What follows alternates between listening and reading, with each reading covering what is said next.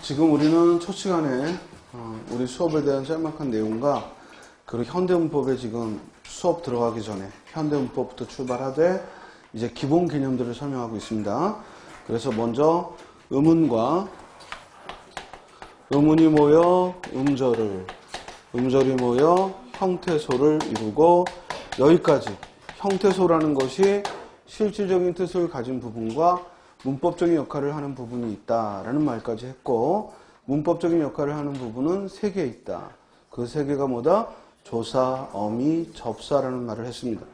자, 다음에 이제 형태소들이 모여서 단어를 이루고, 단어들이 모여 어절을 이루고, 어절들이 모여 문장을 이루고, 문장이 모여 이야기를 이룹니다. 그래서 문법의 최상위 단어가 뭐다? 이야기다. 이 이야기를 다른 말로 담화라고 부르고, 또 다른 말로는 텍스트라는 말을 쓰기도 합니다. 그죠? 자, 그러면 이제 이 형태수들이 모여서 단어를 이루는데, 이 단어들을 일컬어 우리는 이름을 불러요. 그 이름을 흔히 품사라고 합니다. 그 단어의 의미에 따라서, 그 단어가 어떤 의미를 가졌느냐에 따라서 품사라고 부르는데, 그래서 공부하다 보면 계속 동사가, 명사가 이런 말이 나옵니다. 그러면 우리가 쓰는 단어들은 모두 9개가 있습니다. 넓은 범위로 9개. 그래서 단어의 체계를 밝힌 걸 품사라고 해요. 단어의 체계를 밝힌 걸 뭐라고 한다? 품사라고 해요. 그럼 우리말의 품사는 구품사예요.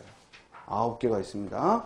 자, 그럼 먼저 이 품사에 대한 자세한 얘기는 나중에 품사론을 할 때 할 것이고, 지금은 문법 공부를 하는데 미리 알고 있어야 되는 용어예요. 그럼 미리 알고 있어야 되는 용어로서 적어도 품사가 뭔지는 알아야 되거든. 그래서 그 9개의 품사에는 뭐가 있는지 이것만 간단하게 봅니다.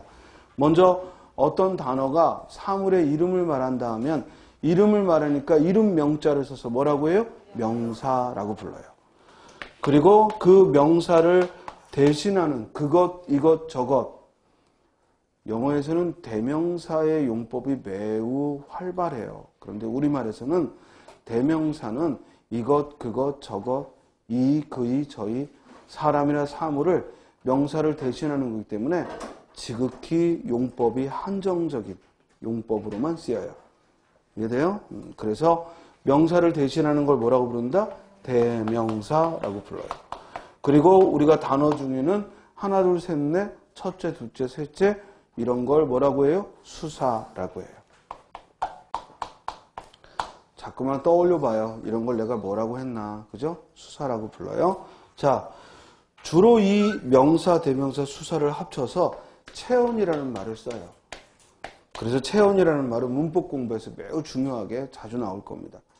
그리고 주로 이 체언 뒤에 붙어서 문법적 역할을 하는 단어를 뭐라고 불러요?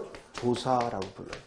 그래서 문법적으로 도와준다 해서 도울 조자를 써서 조사라고 부르는 거예요. 그죠? 사실은 요 말의 이름을 자세히 보면은 이 단어가 어떤 역할을 하는지가 다 보여요. 됐어요?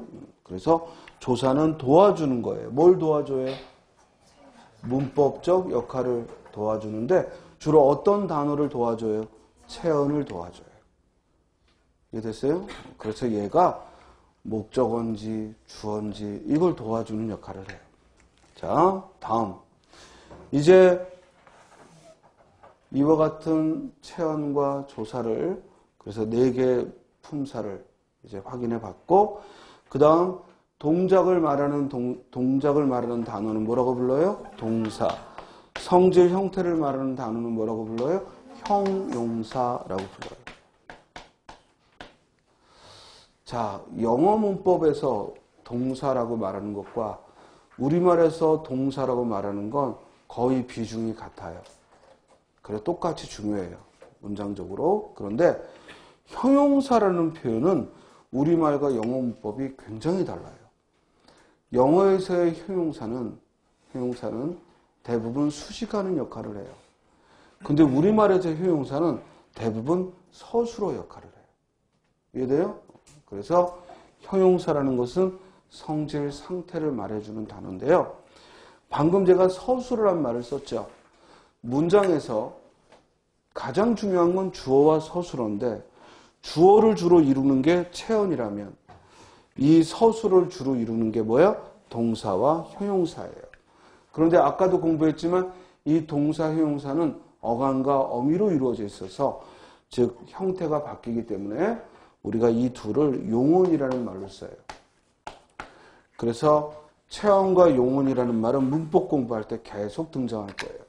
체언은 뭘 가리킨다? 명사, 대명사, 수사류를.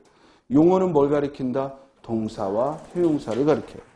자, 이제 주어부를 이루는 체언과 서술부를 이루는 용언. 이제 중요한 건 다 나온 거예요. 이제 나머지는 주로 체언을